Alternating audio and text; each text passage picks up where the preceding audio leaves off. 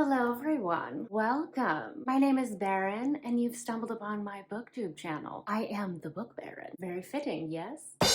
I haven't been good about reminding you. Don't forget to like this video if you like it. Subscribe if you want more content from me. So, I'm gonna jump into things today. I feel like I've been rambling at the beginning of my videos, so I'm gonna try not to do that this time. So, today I wanted to talk about some underrated KU books. Kindle Unlimited is kind of like the wild, wild west sometimes. There's lots of good stuff, but it's really hard to kind of like navigate your way through in order to figure out what's good, what's overhyped, what's underrated. It's a little bit challenging sometimes. So how I actually went about determining this, I tried to be as scientific as possible because you can kind of hear things depending on what pocket of the internet or YouTube you're on or which part of the book community you're part of. Sometimes you hear about things and other times you don't. So I wanted to be a science girl for a second. What I did, I looked at the number of ratings on all the books that I have read. Since I primarily read KU and sort them by the number of ratings that they have, I eliminated anything that's from this year since a lot of times like things will pick up traction after a bit of time. And it had to be currently on KU as of July 2023 when I'm filming this. The other thing, I tried not to pick anything that was 4 books into a series unless it could be read as a standalone, because I didn't really think that that was fair either. And honestly, I was shocked at how many of my favorite authors have a book that's on this list. At the time I'm filming this, all of these books have under 5,000 ratings on Goodreads, which is crazy to me. In no particular order, we're just gonna start things off. The first underrated book is the Parallel series. So specifically books 3 and 4 didn't have a ton of ratings. I believe you can read these 2 books as a duet. And this is a great pick for anyone who's a fan of like Outlander and likes time travel romances. So it does have some like light sort of like paranormal elements to it. It's a little bit historical. What we have going on here. So Amelie in the present timeline is just getting everything that she wants, but she's got a little bit of a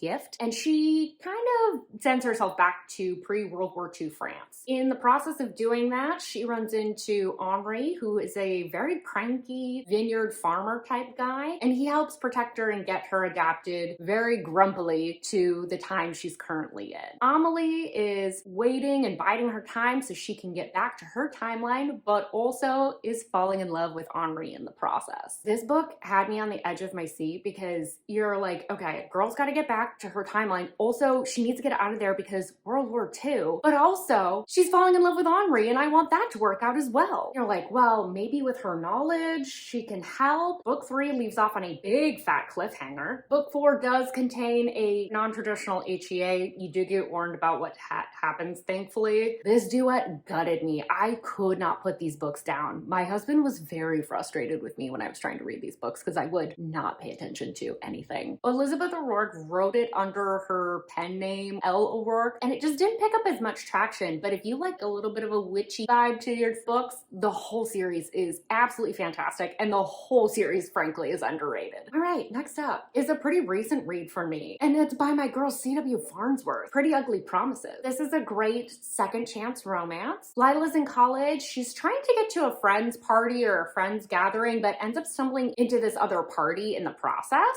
and she runs into a guy named Nick. They have a whirlwind romance. Then we jump ahead like 9 years. Lila's on her own. Nick's nowhere to be found. She is on a date with another guy. She ends up cutting herself and going to the ER and runs into Nick's very good friend who is now a doctor at that ER. And so she's like, hello, hi, where's Nick? What happened to him? He just left, vanished, said nothing to me. What's going on here? Give me some sort of update. Let him know that I'm still around and that I miss him dearly. Also, I have a little bit of news for him that I think he'd be interested in. There's a couple of other tropes in here that are kind of big spoilers, so I'm not gonna put them in my video, but if you want to find out what they are, they're like all over the Goodreads reviews, so you can find them pretty easily. But I want them to be a fun surprise for for you. The thing that I love about this book is C.W. Farnsworth. I've mentioned it in previous videos. She knows who her characters are. She has a great understanding of who they are, how they would behave, how they think, and you really spend a lot of time with these characters thinking through, processing what's happening to them, and them trying to navigate it in a way that feels very real. Even though a lot of the circumstances of her books are kind of out there, you know, they're billionaire romances and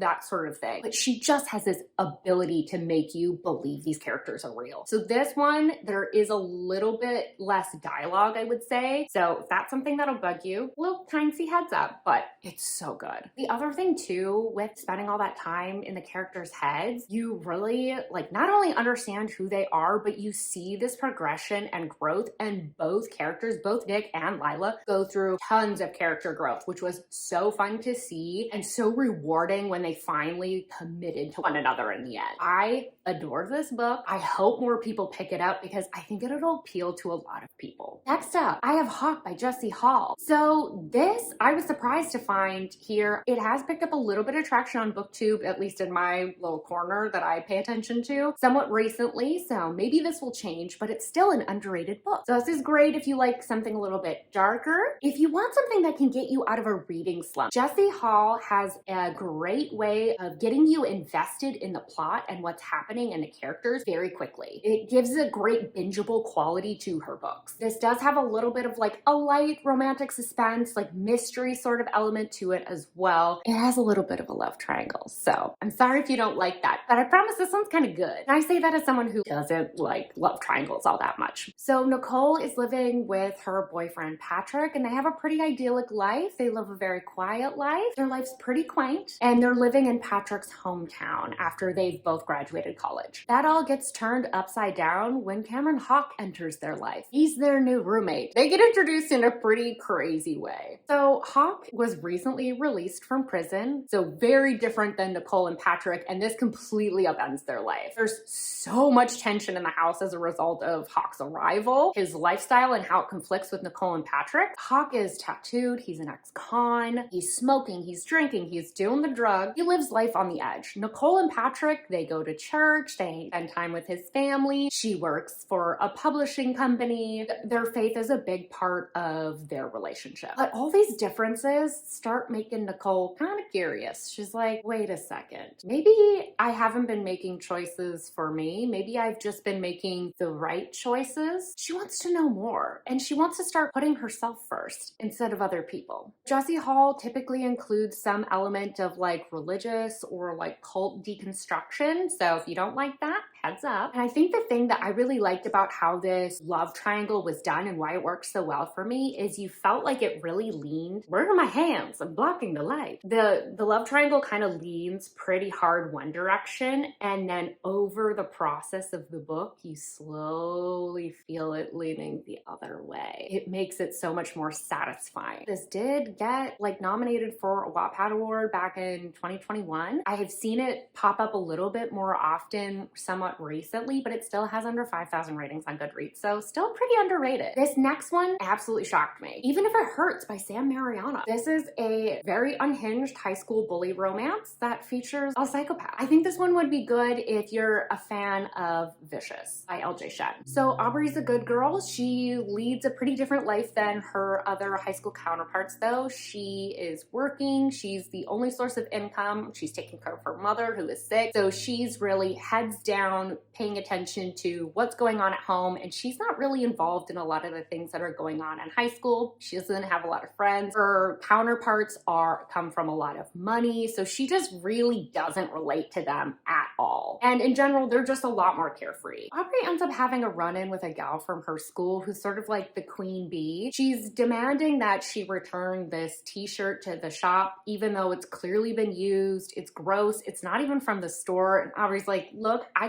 can't do that. It's out of my hands. I can't return it even if I wanted to. So this gal decides she doesn't like Aubrey now and she's gonna make her life miserable. So she sicks her psychopathic boyfriend Dare on Aubrey. And his goal is to manipulate and torment her psychologically. This is this gal's form of revenge. She's also a psychopath, but in a slightly different way. Things evolve from there though, because they start learning more about each other and fall into this very toxic sort of love. So as I said, I definitely thought this was another book that was way more popular than it was. I've seen special editions floating around, so I was shocked that so few people had really read this. I think this is great if you like a big psychological component to your books, because you are dealing with a couple of psychopaths and narcissists that are very aware that's what they are. They're very unapologetic about it. It's really fascinating. They also present in very different ways. So now that I've gone through some dark things, maybe you're looking for something a little bit lighter. And might I recommend The Sweet Spot by Adriana Locke. Adriana Locke is an author I turn to frequently when I need palate cleanser. I just need a sweet, romantic, fluffy romance between some of my darker books. So this is, again, it's lighter, it's small town, it's single parent. This also has audio available through KU. So if you prefer to consume content via audiobook, that's available as well. So Palmer, our girl, she is a single mother and she is just cleaning up everybody's messes. Her ex, her child's father, is kind of in and out of the kid's life. His priority really isn't being a parent, and he has a pretty antagonistic relationship with Palmer. She also works at a job that she loves, but she has some coworkers that are screwing up or pushing boundaries, and she's constantly having to clean up messes. So although she really wants a grand, beautiful, stable love, she really just doesn't have any time for that. She's barely keeping her head above water, trying to be a parent. In walks Cole. He's a former baseball player. He recently retired and he's visiting his parents who now live in this small town. Instantly sees something that he likes in Palmer and he decides he's gonna find some ways to stick around in this small town and just make her life a little bit easier every step of the way. Again, this is it's a sweet, gentle romance. It's this guy kind of constantly showing up for not only Palmer, but her son,